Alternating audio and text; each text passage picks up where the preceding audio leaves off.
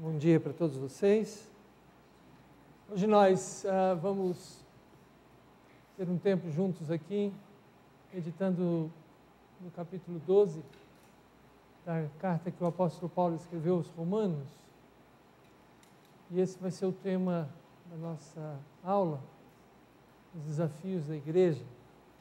Mas antes de irmos adiante, vamos falar com Deus, orando. Senhor, nós te damos graças porque o Senhor nos dá a oportunidade de ouvirmos aqui juntos o que o Senhor tem para nos falar através desse bendito texto da carta aos Romanos. Que o Espírito Santo, ó Deus, que o inspirou no apóstolo Paulo, possa também agir em nós, nos iluminando, nos mostrando essa verdade e dando o desejo de acolher e viver o que o Senhor está nos dizendo. Essa é a nossa oração no nome de Jesus. Amém. Esse texto de Romanos 12 é o texto que inicia a parte aplicativa da Epístola aos Romanos. E nele nós encontramos algumas verdades que eu acredito que são bastante relevantes para nós. Por causa do tempo que nós temos, obviamente, nós não vamos poder descer a detalhes, mas vamos ter uma visão geral desse capítulo. E os desafios que nos são colocados aí, acredito que são esses. Nele nós somos convocados, inconformados, transformados, capacitados e revolucionários. E vamos então ver sobre isso, lendo aqui no primeiro versículo, quando a palavra de Deus nos diz: rogo-vos, pois, irmãos, pelas misericórdias de Deus, que apresenteis o vosso corpo por sacrifício vivo, santo e agradável a Deus, que é o vosso culto racional. Essa palavra rogo-vos era uma palavra comum para a linguagem militar. Era aquela palavra usada para encorajar os que estavam alistados no exército ou até mesmo na marinha daqueles anos, daquelas forças. O apóstolo Paulo, então, pegou essa palavra e aplicou essa palavra a nós, aos discípulos de Jesus Cristo. Só que ele deixa claro que é pelas misericórdias de Deus, é por aquilo que Deus faz, é que Ele nos convoca, nos chama, é que Ele coloca diante de nós, melhor dizendo, uma tarefa pela qual vale a pena viver e lutar. Que apresentemos o nosso corpo. E aí ele já usa um outro termo, que era também usado para a apresentação dos sacrifícios levados especialmente ao templo em Jerusalém. As misericórdias de Deus nos apontam o caminho para que nós nos apresentemos por sacrifício. Agora, um sacrifício de vida, uma vez que Jesus Cristo cumpriu os sacrifícios de sangue, os sacrifícios que eram colocados como holocausto, para o sacrifício vivo, santo e agradável a Deus. Portanto, nós que somos discípulos do Senhor Jesus e fazemos parte do seu corpo, que é a igreja, todos nós somos convocados a olhar para o que Deus faz, as suas misericórdias, e apresentarmos a nossa vida à disposição dEle, para vivermos a sua maneira. O termo santo denota isso, para vivermos para o agrado da sua vontade. Esse é o nosso culto racional. Então, o nosso chamado é para viver nesta razão, desta maneira. Isso é o que faz com que, de fato, a gente demonstre que compreendeu quem é Deus, quem é Jesus. Isso demonstra que a gente compreende qual é o significado da nossa vida também. Por isso o apóstolo Paulo usa essa palavra, culto racional, culto lógico. Portanto, esse é o primeiro desafio que nós encontramos nesse texto de Romanos 12.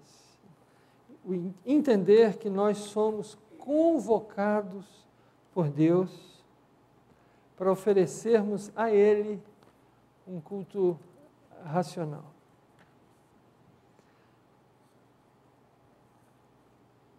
Mas nós vamos adiante, porque o texto também nos fala sobre outras duas realidades, outros dois desafios. O desafio de sermos inconformados e transformados. O versículo 2: e não vos conformeis com este século. É difícil isso aqui, vocês não acham? Porque a gente vive num mundo que tem as suas propostas, que tem as suas orientações. E, ao mesmo tempo, que tem coisas boas e tem coisas que a gente deve se adaptar, mas também tem coisas que são contrárias à vontade de Deus, que são contrárias ao querer de Deus. E a gente sempre precisa discernir isso. Até que ponto nós podemos seguir numa direção, andar por ali, e até que ponto nós temos que ir em outra direção, contrariar isso. Quando o apóstolo Paulo diz, não vos conformeis com este século, e você estuda o que o apóstolo Paulo quer dizer com século, ele está falando desse conjunto de valores que contraria os valores de Deus. É isso que ele está falando. Ele está falando sobre o jeito de viver, de pensar do homem, não de Deus. É isso. Isso é o que significa o termo século. Em outros textos, o apóstolo Paulo também usa o termo mundo para denotar esse conjunto de valores. Então, nós temos que entender que há um desafio para nós vivermos no nosso mundo. O desafio de discernir, dentro das circunstâncias que a gente vive, o que de fato a gente pode comprovar, aprovar, e o que, por outro lado, a gente tem que rejeitar. E a gente tem que fazer essas escolhas diariamente.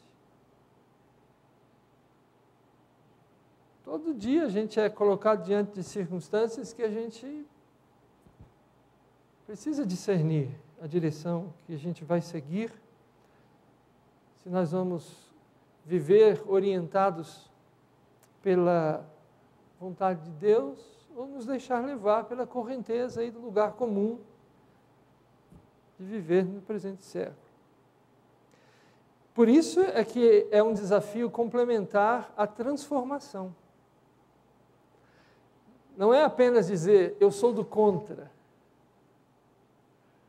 é saber por que é do contra e oferecer uma proposta, uma alternativa.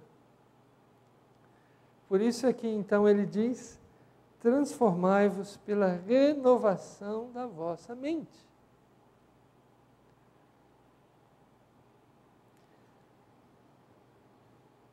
A transformação pela renovação da mente é deixar que Deus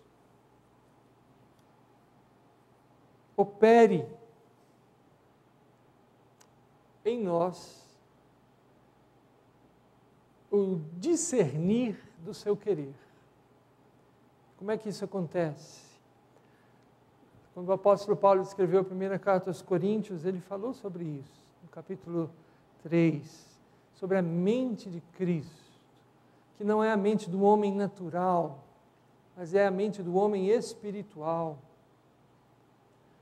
Ou seja, da pessoa que teve um encontro com Deus através de Cristo. E agora, as categorias do seu raciocínio são novas. São diferentes das categorias anteriores. A maneira de viver, de fazer escolhas, a maneira de experimentar a vida doméstica, a maneira de se associar às outras circunstâncias do mundo, do trabalho, a maneira pela qual eu faço as minhas escolhas, qual o caminho que eu estou seguindo, a profissão. Tudo da nossa vida agora, ela passa por essa transformação de quem pensando, desculpando o pleonasmo, as coisas lá do alto, com as categorias do alto, com os pensamentos de Deus. Transformai-vos pela renovação da vossa mente. Então há um desafio aí também para a gente não se deixar amoldar aos valores desse mundo, mas para a gente ser transformado pelos valores de Deus. A pensar a nossa vida segundo a vontade de Deus, os seus valores. Bom, mas ele vai adiante e ele fala que a igreja também precisa se capacitar. A igreja precisa se expressar de forma capacitada, viva. E aí, então a gente encontra os versículos 3 a 8. Porque pela graça que me foi dada, digo a cada um dentre vós, que não pense de si mesmo além do que convém, antes pense com moderação, segundo a medida da fé que Deus repartiu a cada um. Porque assim como num só corpo temos muitos membros, mas nem todos os membros têm a mesma função, assim também nós, conquanto muitos, somos um só corpo em Cristo e membros uns dos outros. Tendo, porém, diferentes dons, segundo a graça que nos foi dada. Se profecia, seja segundo a proporção da fé. Se ministério, dediquemo-nos ao ministério. Ou o que ensina, esmere-se no fazê-lo. Ou o que exorta, faça-o com dedicação. O que contribui com liberalidade, o que preside com diligência, e quem exerce misericórdia com alegria.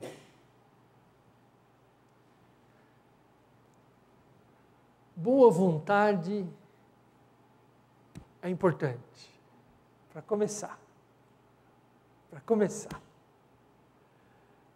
Mas não para terminar. Querer fazer algo bom, contribuir com a igreja, contribuir com o avanço do reino de Deus. Essa paixão que nos move inicialmente, isso é muito importante, gente. Mas a isso precisa ser adicionado capacitação. Capacitação. Porque senão a gente pode provocar um desastre. A gente pode provocar um desastre. Portanto, desejar servir a Deus, viver para a glória de Deus, envolve preparo, capacitação. Tem gente que pensa, eu consigo. É o que o apóstolo Paulo adverte a gente no versículo 3. Ninguém pense de si mesmo além do que convém.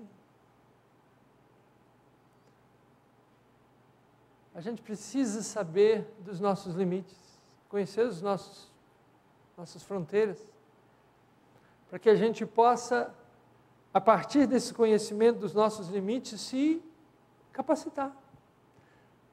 Deus precisa operar na nossa vida, Deus precisa trabalhar na nossa vida. E por isso é que o apóstolo Paulo diz, pense com moderação, segundo a medida da fé que Deus repartiu a cada um. Às vezes a gente está tão convicto de uma ideia, a gente pensa, é isso que tem que ser. Eu me lembro uma vez que eu estava numa reunião que uma pessoa estava tão apaixonada por uma ideia na igreja. Olha, é assim que tem que ser. E era do jeito dela. Ela nem admitia o contraditório.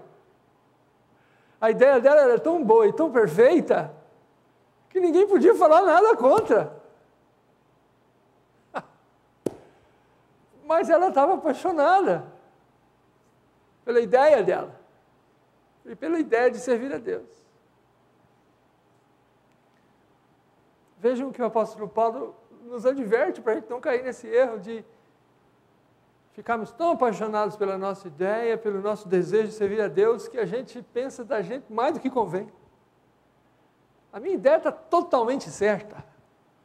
Não precisa me dar sua opinião, eu estou certo.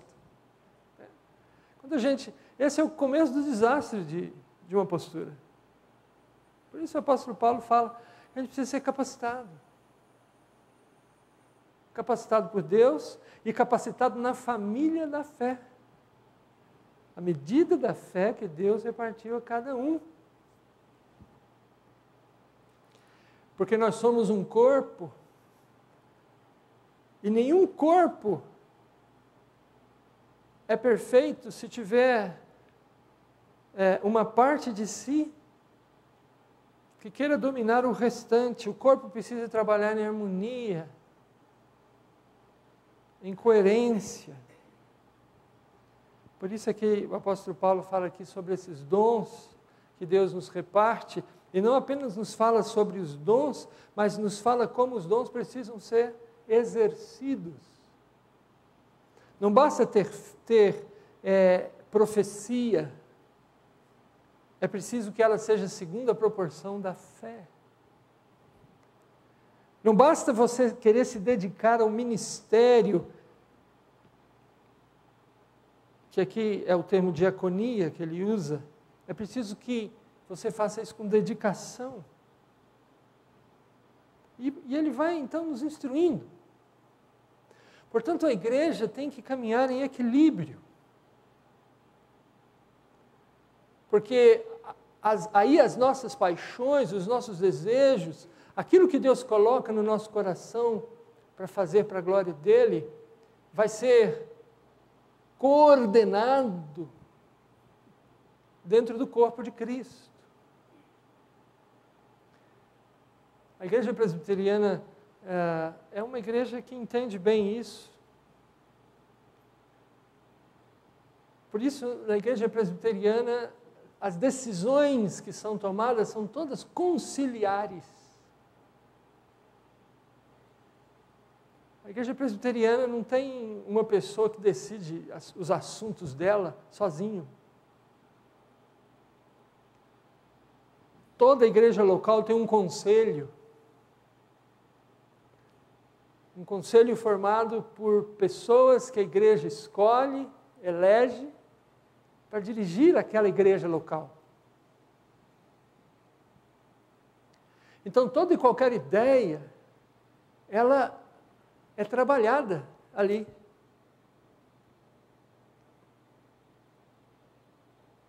Então, não tem ninguém que manda em ninguém, porque as ideias são trabalhadas. São sempre bem-vindas, mas não existe uma ideia perfeita, porque não existe um homem perfeito. Por isso é preciso que haja concílio, conversa. E na igreja presbiteriana, nós temos um outro concílio, que é o presbitério. E é um concílio que ajuda os conselhos, que normatiza o trabalho dos conselhos, que verifica o trabalho dos conselhos, através do exame do livro de atas dos conselhos. Se está tudo ok. Ou se alguma igreja está tendo ideias assim, fora dos padrões bíblicos e denominacionais. E o próprio presbitério tem um outro concílio que cuida dele, que é o sínodo. E tudo isso é supervisionado pela Assembleia Geral da Igreja, chamada de Supremo Concílio. Portanto, o apóstolo Paulo nos diz aqui em Romanos 12 que para nós é um desafio servir a Deus. E para servirmos a Deus de maneira coerente com Deus, com o nosso chamado, é preciso fazer isso na capacitação que Deus nos dá. Porque assim nós vamos ser coordenados, bem orientados por Deus, pela palavra de Deus e pela comunhão do corpo de Cristo.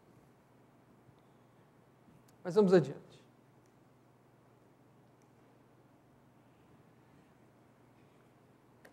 O desafio da igreja de ser revolucionária.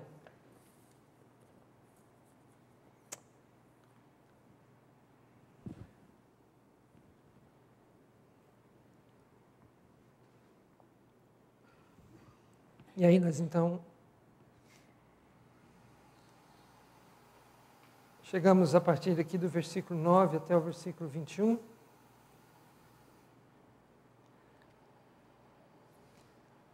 E o apóstolo Paulo então aqui está desenvolvendo o ensino de Jesus Cristo sobre o amor e quais são as implicações que Jesus Cristo havia colocado sobre amar ao próximo.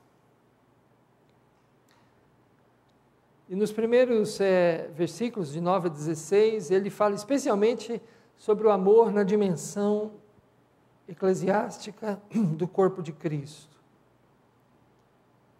O amor seja sem hipocrisia, e detestai o mal apegando-vos ao bem. Amai-vos cordialmente uns aos outros com amor fraternal, preferindo-vos em honra uns aos outros. No zelo não sejais remissos, sede fervorosos de espírito, servindo ao Senhor. Regozijai-vos na esperança, sede pacientes na tribulação, na oração perseverantes, compartilhai as necessidades dos santos, praticai a hospitalidade, abençoai os que vos perseguem, abençoai e não amaldiçoeis. Alegrai-vos com os que se alegram e chorai com os que choram. Tende o mesmo sentimento uns para com os outros, em lugar de serdes orgulhosos, condescendei com o que é humilde. não sejais sábios aos vossos próprios olhos. Agora aqui, lendo um texto desse, você compreende por que os cristãos não amarram bomba em seus corpos e saem explodindo o mundo. É por isso aqui.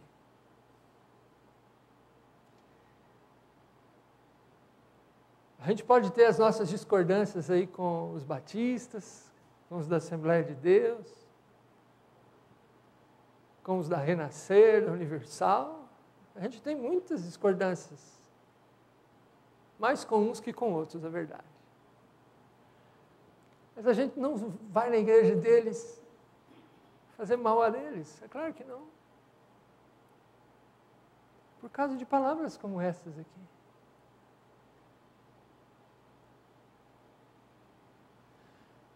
Porque a linguagem de Jesus Cristo é outra. A revolução que Jesus Cristo produz é outra. É de outra natureza. Sabe, quando você lê a história e você pensa, como é que foi possível que a mensagem de Jesus Cristo prevalecesse sobre tantas dificuldades, tanto poder contrário a ela. Como é que foi possível isso? Jesus Cristo nunca pertenceu aos quadros das pessoas mais importantes do seu país. Nunca. Nunca. Nem os seus discípulos. Como é que foi possível que isso acontecesse? Não tinham projeção, não tinham poder, não tinham recursos financeiros.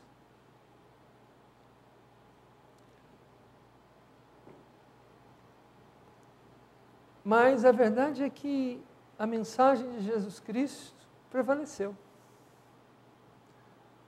contra todos os obstáculos e toda oposição que ela recebeu.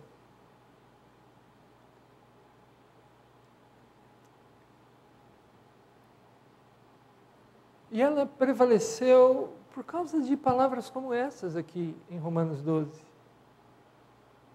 Porque os cristãos sabiam como viver. Eles sabiam. Os discípulos de Jesus Cristo sabiam qual era a razão da vida deles.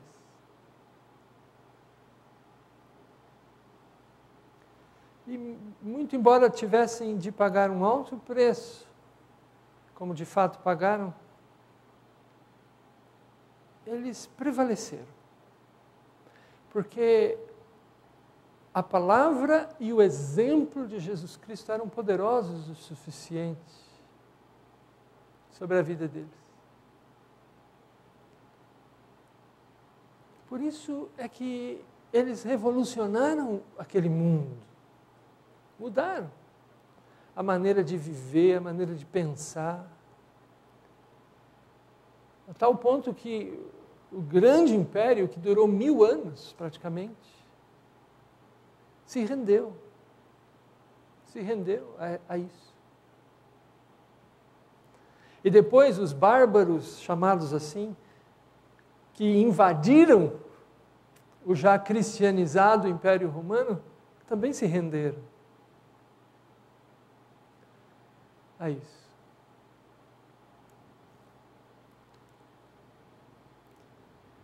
É revolucionário porque é verdadeiro.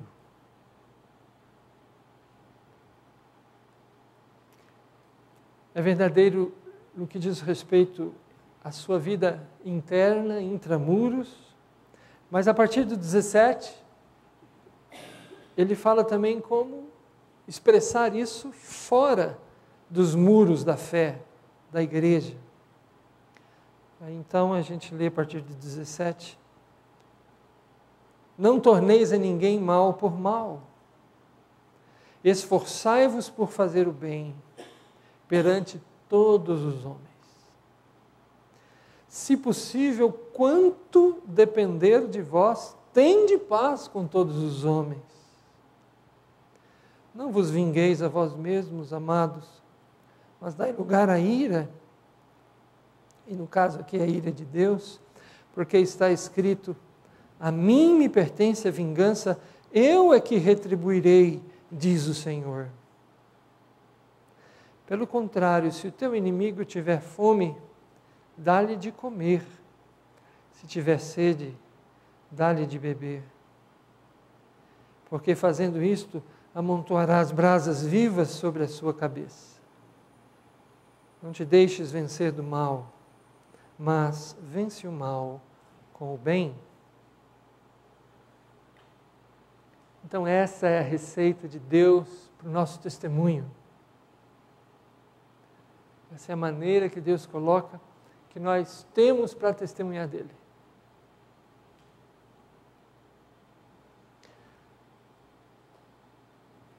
É tão fácil pagar o mal com o mal.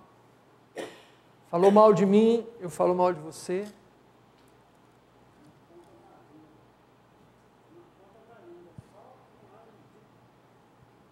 É tão fácil pagar o mal com o mal. É tão natural. Natural.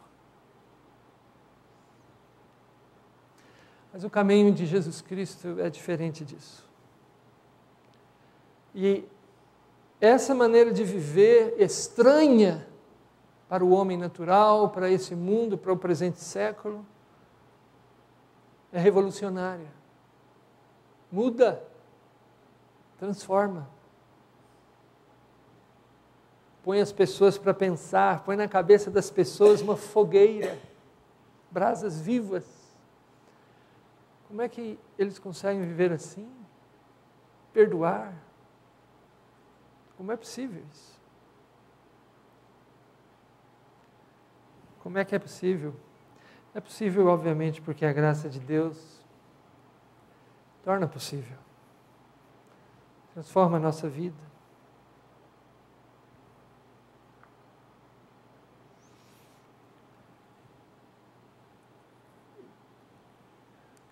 Nós temos trabalhado em cima de algumas premissas, e eu gostaria de lembrar aqui que nós tentamos expressar essas verdades que nós encontramos na Palavra de Deus, num texto como Romanos 12 e em outros, dando uma noção, assim, um parágrafo para que pudesse condensar aí qual é a nossa missão. E essa foi a definição. A Igreja Presbiteriana do Jardim Guanabara é uma comunidade de pessoas que o amor de Deus em Cristo alcança e transforma. Sua missão é adorar a Deus, testemunhando o Evangelho, fazendo discípulos de Jesus, vivendo em amor, comunhão e oração. Ensinando as Escrituras Bíblicas, acolhendo e servindo ao próximo. Acredito que essas palavras têm bastante coerência com o que nós temos lido aqui em Romanos 12. Nós também estabelecemos uma missão, uma visão, não só a missão. A visão da Igreja Presbiteriana do Jardim Guanabara é ser uma comunidade vibrante, acolhedora, transformadora, missionária, unida e participativa na vida e na missão da Igreja, contribuindo assim para o crescimento do reino de Deus sobre a terra. Então, nós temos essa visão também. Sabemos qual é a nossa missão e temos uma visão de como cumprir essa nossa missão. E dentro desse contexto, ouvimos as palavras de Jesus, que nos chama a oração, como também ouvimos agora há pouco o apóstolo Paulo, aqui no capítulo 12, falando para a gente viver em oração. E por isso é que a nossa igreja está associada a empreendimentos missionários. Nós estamos aceitando esses desafios, essas pessoas que foram desafiadas, chamadas por Deus para essas atividades, para esses lugares onde eles estão. E nós, depois de ouvirmos, entendemos que seria também nossa responsabilidade participar desse trabalho dessas pessoas. Então, são esses os missionários, e nós também estamos associados a essas instituições que também estão fazendo um trabalho relevante no mundo e de fundamento cristão, fundamento da orientação de Deus. E eu entendo que nós, ao fazermos isso, estamos atendendo a recomendação de Deus aqui em Romanos 12, e estamos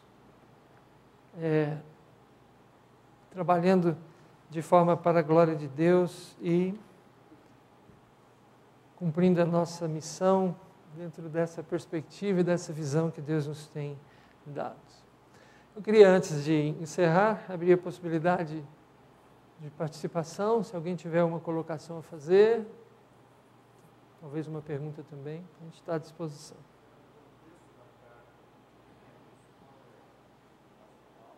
Uhum. Uhum.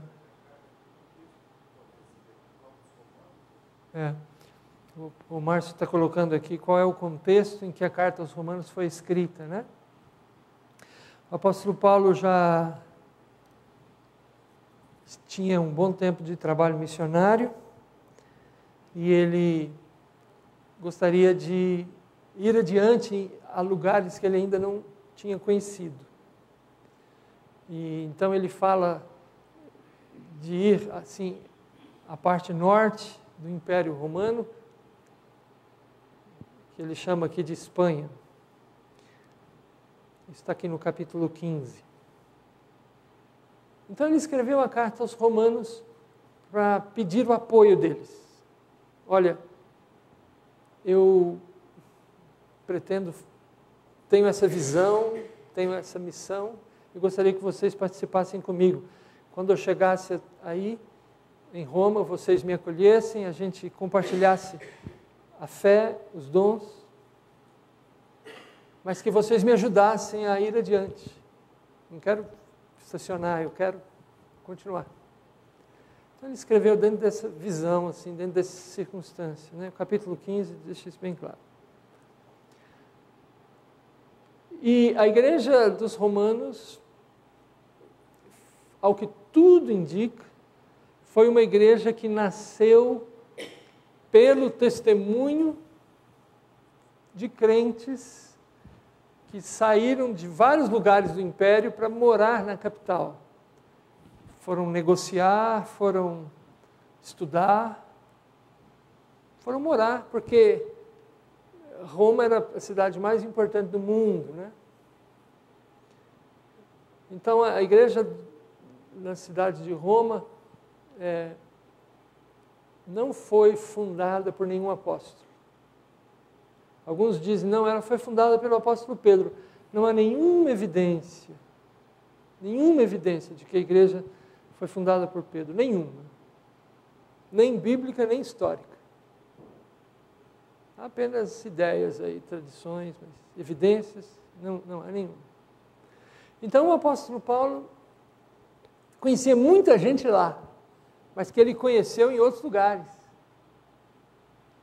Capítulo 16, o apóstolo Paulo cita mais de uma dezena de nomes, quase 2 dezenas de nomes pessoais, saudando pessoas, né? Mas ele conheceu essas pessoas em outros lugares, não em Roma, porque ele ainda não tinha ido a Roma como um apóstolo.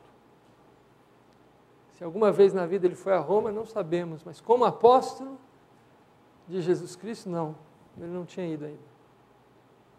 Então, esse é o contexto, essa carta foi escrita para abrir portas, para que a igreja de Roma soubesse exatamente o que o apóstolo Paulo acreditava sobre Jesus Cristo.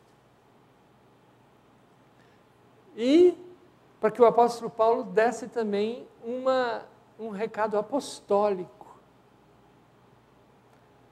para que a igreja tivesse uma palavra apostólica, de uma pessoa que falava em nome de Cristo, de fato, como era o caso de Paulo, ele falava em nome de Cristo, porque ele era um apóstolo. Então, eu acredito que esse é o contexto, então eles deveriam entender isso, e vivendo na cidade de Roma, eles certamente teriam condição de saber como se posicionar, né, diante de tantas possibilidades e ao mesmo tempo tantos desafios, né, de viver lá.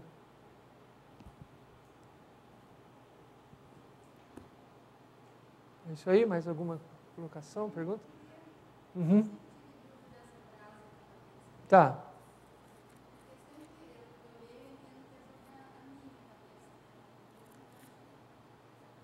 Romanos 12, 20.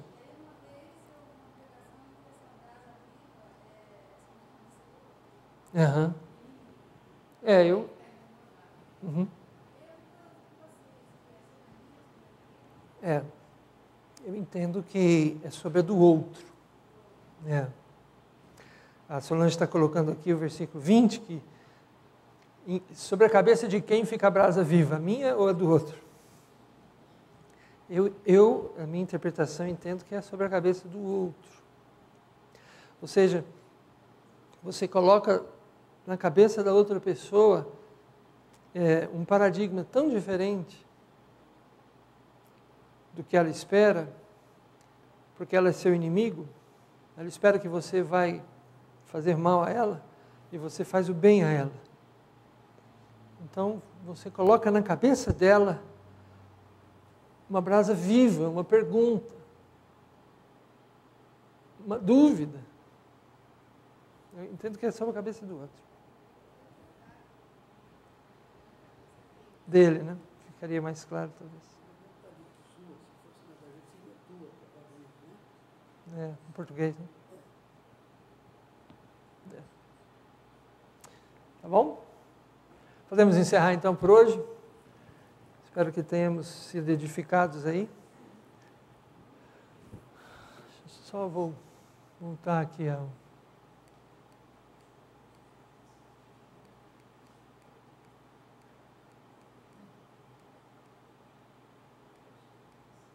Ok.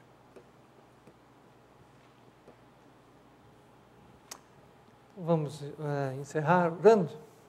Te damos graças, Senhor, pelo tempo que o Senhor nos deu aqui. Ajuda-nos a levar conosco, ó Deus, o que foi dito, a meditar sobre isso, a perguntar como é que cada um de nós se coloca diante disso. E dá-nos graça, ó Deus, para nos arrepender se estamos equivocados, e também graça para crer nisso, para viver isso. Essa palavra bendita, que nos desafia tanto. É no nome de Jesus, então, que nós oramos. Amém. Bom almoço para vocês, então.